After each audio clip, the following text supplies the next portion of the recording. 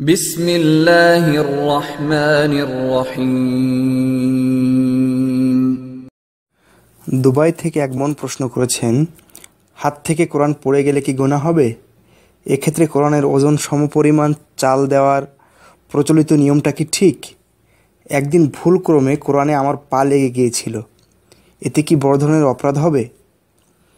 আমি মসজিদে অনেক আরাবিয়ান মহিলাকে পায়ের উপর কোরআন রেখে পড়তে দেখেছি, এটা কি গুনাহ নয়?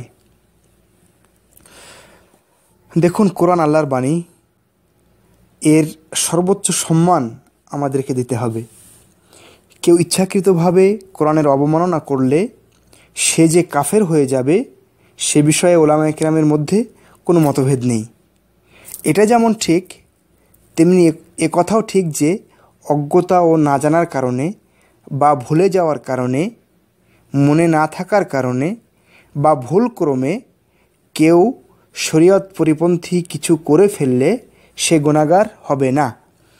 সুতরাং অনিচ্ছাকৃতভাবে ও অযত্ন অবজ্ঞা না থাকা অবস্থায় যদি কারো কাছ থেকে কোরআন পড়ে যায় বা কোরআনের পা লেগে যায় তাহলে গুনাহ হবে না ইনশাআল্লাহ।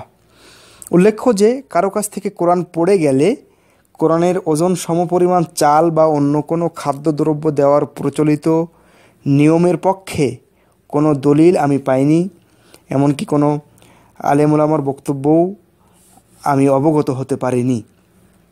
সবশেষে পায়ের উপর কোরআন রেখে পড়ার বিষয়টি বলি।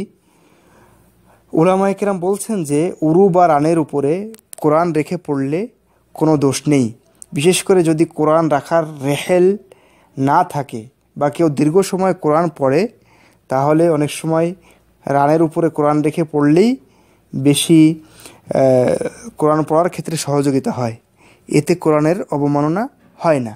তবে খুব সাবধান থাকতে হবে যেন কোরআন পায়ের নিচের অংশে না চলে যায়, যেমন পায়ের পাতা, গোড়ালি ইত্যাদি। আল্লাহু আ'লাম।